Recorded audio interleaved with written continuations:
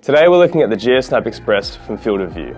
A great little system for geotagging your Sony mirrorless camera. A great way to get started with aerial mapping on a budget. Here we have it set up on the Matrice 600 Pro. It only requires 3 parts to mount to the aircraft: the GPS antenna, hot shoe connector, and the brains of the GeoSnap Express, conveniently located just behind the camera itself. The system will auto-trigger the camera using this trigger cable and log events as you go. It can be configured to trigger on a time or distance basis, as well as other few options. A nice little feature is the ability to start the capture process by giving the camera that initial trigger signal. The GeoSnap Express will commence triggering once you take a picture. This setup we have here incorporates the Air Commander that is used here for powering the camera, allowing access to the camera settings for in-flight control and also to trigger that initial photo. You can also run this setup using DJI's remote start-stop and the camera's own battery supply, instead of running off the Ronin MX. The output files are very convenient to use, as you can directly import the image log file into Pix4D without having to change any parameters. It's a great way to turn your Matrice 600 Pro into a mapping-ready device.